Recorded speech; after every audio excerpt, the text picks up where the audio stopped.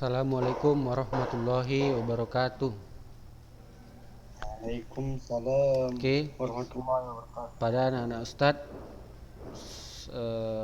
yang baru bergabung, diharapkan untuk membuka videonya.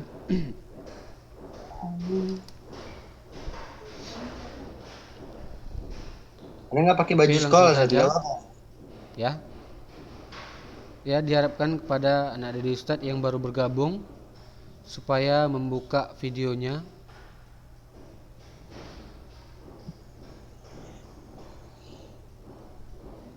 Supaya dibuka videonya anak didik Ustadz yang baru bergabung. Sesat. Oke, langsung saja ya.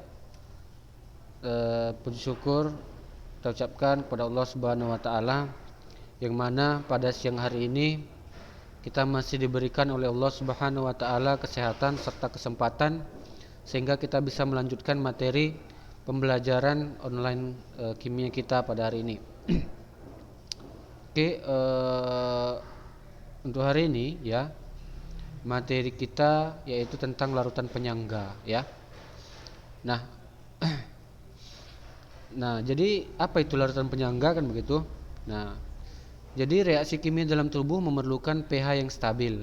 Agar kondisi pH tidak berubah digunakan larutan penyangga. Nah, jadi larutan penyangga itu adalah larutan yang pH-nya tidak berubah walaupun dia sudah ditambahkan asam dan basa. Ya, walaupun dia berubah tapi perubahannya itu hanya kecil ya, sedikit. Nah, itulah yang disebut dengan larutan penyangga. Nah, bagaimana cara membuat larutan penyangga? Komponen apa saja yang membentuk larutan penyangga? Oke, nah, jadi larutan penyangga itu adalah larutan yang dapat mempertahankan nilai pH dari penambahan sedikit asam basa dan pengenceran. Nah, jadi kita udah belajar mengenai pH ya kemarin ya. Nah, jadi pH itu merupakan apa? Derajat keasaman suatu larutan, kan begitu kan? Nah, jadi ketika misalkan suatu zat atau suatu larutan itu memiliki pH. Nah, jadi kalau larutan penyangga itu artinya larutan yang dapat mempertahankan nilai pH. Nah, jadi walaupun ditambahkan asam, ditambahkan basa atau diencerkan pakai air, maka pH-nya itu dia dapat bertahan gitu ya. Nilai pH-nya dapat bertahan. Nah, artinya bertahan di sini bagaimana? Ya, walaupun dia Bah. berubah tetapi perubahannya itu kecil, sedikit perubahannya, seperti itu ya. Nah, itulah dia arti larutan penyangga. Nah, contohnya di dalam darah manusia. Nah, jadi kan kita ketika kita mengkonsumsi asam atau mengkonsumsi basa, maka pH darah itu dia cenderung konstan begitu ya. Cenderung apa namanya? Cenderung Nggak berubah. pH darah itu dia tidak Stabil ya. naik secara signifikan maupun tidak turun secara signifikan. Nah, artinya apa? Artinya pH larutan penyangga itu dia jadi darah itu merupakan salah satu contoh dari apa? Larutan penyangga ya. Jadi darah itu merupakan salah satu contoh dari larutan penyangga. Oke. Nah, kemudian kita lanjut. Nah, jadi di sini ada beberapa contoh ya. Di sinilah dia contohnya misalkan. Nah, di sini ada dia larutan apa namanya?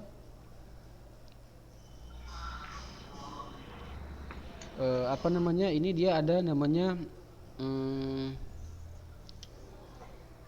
ada namanya Kantong ya. asam asetat ya atau asam cuka kan begitu. Nah, kemudian ditambahkan dengan apa namanya? Ditambahkan dengan natrium asetat ya, natrium asetat. Nah,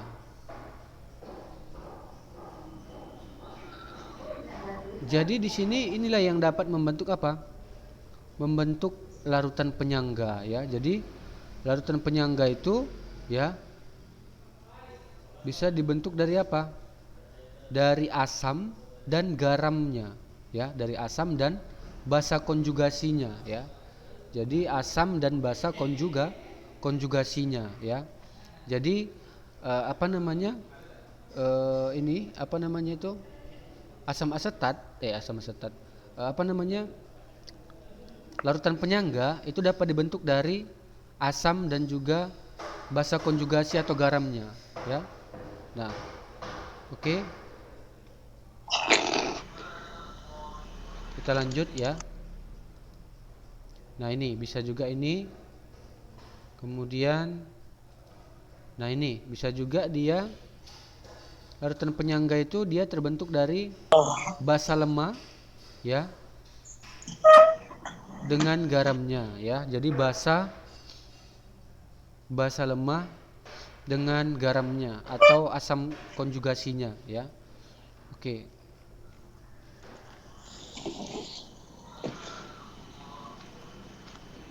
Nah, jadi larutan penyangga ya, larutan penyangga itu adalah larutan yang terbentuk dari asam lemah dengan basa konjugasinya. Ya, asam lemah dengan basa konjugasinya. Jadi komponen larutan penyangga itu dia nanti ada dua ya. Ada dia yang terbentuk dari ada dia yang terbentuk dari asam lemah dengan basa konjugasinya, dan ada juga yang terbentuk dari basa lemah dan asam konjugasinya. Nah, jadi larutan penyangga itu dia terbentuk dari dua ya. Yang pertama yang terbentuk dari asam lemah dan basa konjugasinya. Yang kedua adalah dari basa lemah dan asam konjugasinya. Oke. Nah, jadi kalau dia misalkan larutan penyangga yang terbentuk dari asam lemah dan basa konjugasinya, contohnya ini CH3COOH. Nah, CH3COOH ini merupakan apa? Merupakan asam lemah ya. CH3COOH itu merupakan apa? Asam lemah. Sedangkan CH3COO- itu merupakan apa? Basa konjugasinya atau garamnya ya. Nah, jadi nanti yang terbentuk adalah CH3COONA, CH3COOK, CH3COO 2 kali Ba. Nah, jadi apa namanya? Larutan penyangga itu adalah larutan yang terbentuk dari asam lemah dan basa konjugasinya. Nah, asam lemahnya di sini adalah CH3COOH. Sedangkan basa konjugasinya adalah CH3COO-. Ya, CH3COO-. Oke. Nah, ini untuk satu contoh. Kemudian asam lemah yang lain misalkan HCOOH. Nah, HCOOH ini merupakan salah satu contoh asam lemah. Kemudian HCOO- ini merupakan salah satu contoh apa? Ini adalah contoh salah satu basa konjugasinya atau garamnya. Kemudian ada HF. HF itu adalah apa namanya? HF itu adalah asam lemah. Kemudian F- ini adalah basa konjugasinya ya. Nah, jadi larutan penyangga itu adalah larutan yang terbentuk dari asam lemah dan basa konjugasinya. Nah, contoh misalkan H3PO4. Nah, kemarin kan udah pernah kita bahas apa pengertian basa konjugasi kan? Nah, jadi basa konjugasi itu apa pengertiannya kemarin? Basa konjugasi itu adalah pasangan dari asam yang dia diletaknya di sebelah kanan kan begitu kan? Yang pengertian asam dan basa kemarin nanti coba pelajari lagi di Bronsted-Lowry, pengertian Bronsted-Lowry ya. Di pengertian Bronsted-Lowry itu kan di sebelah kanannya kan ada apa namanya? Kalau di sebelah kanannya kan konjugasi, sedangkan yang di sebelah kirinya adalah asam maupun basa kan begitu kan. Nah, di sebelah kanannya itulah yang disebut dengan konjugasi. Nah, kalau yang misalkan asamnya adalah H3PO4, maka basa konjugasinya adalah si H2PO4- ya. Maka basa konjugasinya adalah H2PO4- kan begitu. Nah, kalau misalkan asam lemahnya NaH2PO4, maka basa konjugasinya adalah siapa? HPO4 2- begitu ya. Nah, nanti coba dipelajari lagi yang asam basa menurut Bronsted-Lowry ya. Nah, di situ nanti ada jelas bahwasannya asam pasangannya adalah basa konjugasi. atau garamnya, begitu ya. Nah, demikianlah untuk yang pertama ya, itulah dia untuk yang pertama. Jadi larutan penyangga itu bisa terbentuk dari asam lemah dan basa konjugasinya. Kemudian yang kedua yaitu larutan penyangga yang terbentuk dari basa lemah dan asam konjugasinya. Ya, jadi di sini basa lemah siapa basa lemah? Nah, contoh basa lemah misalkan NH4OH. Inilah contoh basa lemahnya. Jadi asam konjugasinya siapa? Si NH4+ ya. Nah, NH4+ adalah basa konjugasinya. Nah, jadi di sini basa lemahnya adalah NH4OH, sedangkan asam konjugasinya adalah NH4+. Nah, jadi atau bisa juga ini garamnya ya. Garamnya itu adalah kalau misalkan dia garamnya adalah NH4Cl, NH4Br, NH4 2 kali SO4 ya. Nah, jadi campuran dari basa lemah dengan asam konjugasinya atau garamnya itulah yang disebut dengan apa? Larutan penyangga ya. Jadi larutan penyangga itu bisa terbentuk dari dua. Bisa terbentuk dari asam lemah dengan basa konjugasinya atau basa lemah dengan asam konjugasinya. Itu ya. Oke, kita lanjut. Nah, jadi larutan penyangga itu dia dapat mempertahankan nilai pH. Sehingga tidak mengalami perubahan akibat penambahan air atau pengenceran, sedikit asam ataupun sedikit basa. Nah, jadi larutan penyangga itu dia dapat mempertahankan nilai pH. Artinya kalau kita tambah air, kalau kita tambah asam atau kita tambah basa, maka nilai pH-nya itu akan cenderung konstan. Artinya walaupun dia berubah, tetapi perubahannya itu tidak terlalu besar, begitu ya. Kalau misalkan 7, misalkan 8 begitu kan. 8 pH-nya. Setelah kita tambahkan setelah kita tambahkan asam atau kita tambahkan basa atau kita tambahkan air, maka pH-nya nanti 8, sekian seperti itu ya. Dia tidak mencapai 10 begitu, enggak. Tapi pH-nya itu dia perubahannya hanya sedikit ya. Sedikitlah perubahan pH-nya setelah ditambahkan apa? Asam, basa maupun garam, begitu ya. Oke, kita lanjut. Nah,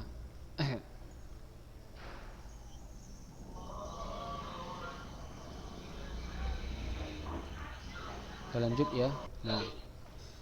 Nah, kemudian pengaruh pengenceran terhadap larutan penyangga. Nah, jadi kan kita tahu tadi bahwasannya larutan penyangga itu bisa terbuat dari asam lemah dengan garamnya, kan begitu? Atau bisa terbuat dari basa lemah dengan garamnya, kan begitu? Nah, atau basa lemah dengan asam konjugasinya atau asam lemah dengan basa konjugasinya. Jadi garamnya itu, kenapa Ustaz bilang garamnya? Nah, garamnya itu sama dengan basa konjugasinya kalau dia asam lemah. Sedangkan kalau dia basa lemah, garamnya adalah asam konjugasinya.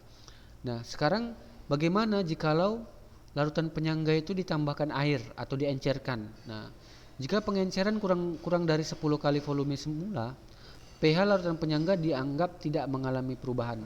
Nah, jika pengenceran kurang dari 10 kali volume semula, berarti jika pengencerannya kurang dari 10 kali volume semula, pH larutan penyangga dianggap tidak mengalami perubahan. Nah, maka pH-nya tidak mengalami perubahan sedikit pun, ya.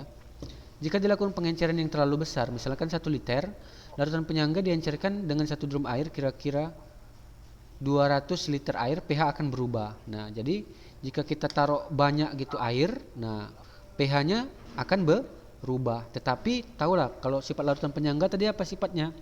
Larutan penyangga itu sifatnya adalah perubahan pH-nya ya sedikit atau tidak terlalu besar, begitu ya. Oke, kita lanjut ya. Nah, kemudian ini ini belum masuk ke perhitungan ya. Ini masih ke teori-teori ya. Oke, nah jadi fungsi larutan penyangga itu apa aja? Nah, fungsi larutan penyangga itu dia pada bidang kesehatan itu ada namanya obat tetes mata, kemudian obat suntik. Nah, jadi kalau misalkan obat tetes mata itu kalau misalkan nanti bisa merubah nilai pH di mata kita, itu nanti mata kita bisa rusak kan begitu kan? Makanya obat tetes mata itu terbuat dia dari larutan penyangga supaya apa? Supaya pH apa namanya? eh, pH ini, pH di dalam mata kita gitu tidak berubah ataupun perubahannya itu hanya Stabil ya. sedikit ya. Obat suntik juga ya. Obat suntik juga. Nah, itu dia. Kemudian apa namanya? Fungsi larutan penyangga pada tubuh manusia. Nah, sistem larutan penyangga dalam sel. Nah, jadi dalam sel juga ada namanya larutan penyangga. Jadi dalam sel itu dia ada namanya campuran asam lemah H2PO4- dan basa konjugasinya HPO42-. Nah, ini merupakan apa namanya? Campuran larutan penyangga ya. Ini adalah larutan penyangga yang terdapat di mana? Di larutan di dalam sel kita begitu ya. Kemudian ada namanya di apa namanya di sistem larutan penyangga dalam cairan antar sel begitu ya. Nah, dalam cairan antar sel itu ada namanya campuran asam karbonat H2CO3 dan basa konjugasinya HCO3-. Nah, jadi dalam larutan penyangga juga dalam cairan antar sel ya dalam tubuh manusia juga ada namanya asam karbonat dan basa konjugasinya HCO3-. Sistem larutan penyangga dalam darah. Nah, jadi darah manusia itu pH-nya sekitar 7,35 sampai 7,45. Nah, jadi kalau misalkan kita makan asam begitu atau makan apalah segala macam, nah itu pH darah kita cenderung normal. Nah, kenapa? Karena pH darah kita itu ya, darah kita itu merupakan larutan penyangga. Nah, dia kalau misalkan ditambahkan makanan asam atau makanan basa begitu ya. Nah, itu penurunan atau kenaikan pH-nya itu dia tidak drastis ya, tidak drastis atau tidak terlalu apa namanya tidak tinggi begitu ya. Jadi agar kenapa di dalam darah itu dia tersusun dari larutan penyangga? Agar apa? Agar penurunan atau kenaikan pH secara drastis dapat dicegah begitu ya. Oke. Nah, itulah dia apa namanya fungsi larutan penyangga. Nah, di sini ada perhitungan pH larutan penyangga. Nah, tadi kan kita tahu bahwasanya larutan penyangga terbuat dari dua. Yang pertama dari asam lemah dan basa konjugasinya, kemudian dari basa lemah dan asam konjugasinya.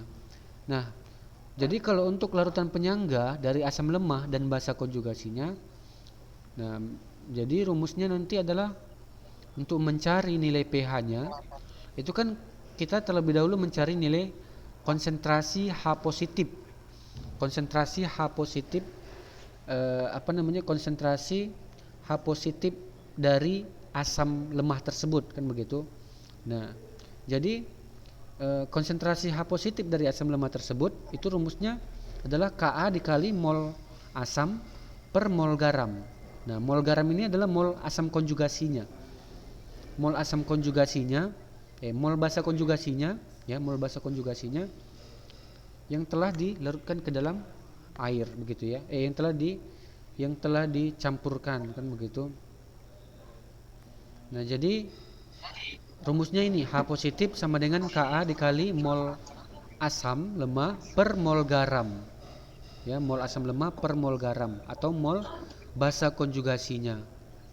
Nah, jadi kalau mencari nilai pH-nya tinggal seperti yang kemarin itu, min log H positif. Nah, seperti itu dia ya. Min log H positif. Nah, itulah dia untuk mencari nilai pH-nya. Oke, kita lanjut. Mol garam yang mana, Sat? Mol garam itu penyangganya. Iya, garam itu adalah penyangganya ya. Garam itu dia merupakan larutan penyangganya. Garam itu maksudnya ininya asam basa konjugasinya. Misalkan CH3COOH. Ini kan dia nanti kalau di dalam air, dia kan akan terurai menjadi CH3COO- ditambah H positif. Nah, Jadi tadi kan larutan penyangga ini kan dia adalah larutan yang terbuat dari apa? Asam lemah dengan basa konjugasinya. Nah, asam lemah di sini itulah CH3COOH. Sedangkan basa konjugasinya adalah garamnya. Garamnya itu maksudnya CH3COONA misalkan seperti itu, atau CH3COOK. Nah, hasil pencampuran dari asam lemah dengan basa konjugasinya itu, itulah yang disebut dengan apa? Itulah yang disebut dengan larutan penyangga. Nah, jadi seperti itu dia. Campuran dari asam lemah dengan basa konjugasinya, itulah yang disebut dengan apa? Dengan Penyangga. Penyangga gitu ya, larutan penyangga seperti itu. Paham ya? Insyaallah. Nah, nah contoh yang kedua, rumus yang kedua ya. Oh, ini garamnya ya, masih ke apa namanya? Masih rumus yang tadi ya. Nah, jadi perhatikan ya. Nah, jadi kalau misalkan dia garamnya itu nanti misalkan seperti yang ini tadi ya, garamnya itu misalkan dia seperti yang ini. Nah, ini kan dia CH3COOH. Ini kan termasuk asam lemah. Nah, garamnya contohnya misalkan CH3COO COO 2 kali Ca misalkan. Nah, 2 kali Ca. Nah, berarti kan di sini nanti garamnya itu adalah misalkan CH3COO 2 kali Ca. Nah, kenapa harus 2 kali? Karena Ca kan muatannya 2 positif. Sedangkan ini kan muatannya min. Maka CH3COO 2 kali Ca. Nah, berarti di situ garamnya CH3COO ini ada 2 kali. Nah, maka nanti di sini garamnya itu dia dikalikan dengan 2. Nah, dikalikan dengan 2. Kenapa? Karena CH3COO-nya itu ada 2 kali. Nah, ada 2 kali dia di situ. Ada 2 kali. Nah, itulah dia anion garam maksudnya. Anion garamnya CH3COO-nya itu min, kan CH3COO min. Nah, itu dia apa namanya? 2 kali di situ. Nah, maka di situ kalau 2 kali di situ ya, itu maka dikalikan dia dengan 2 untuk rumus apa? Mencari mol garamnya untuk yang di bawah ini tadi ya. Untuk yang ini. Nah, mol garamnya. Jadi mol garamnya nanti dikali 2 begitu ya. Nah, oke, coba kita lihat. Jadi mol garamnya dikali 2. Oke. Apa namanya?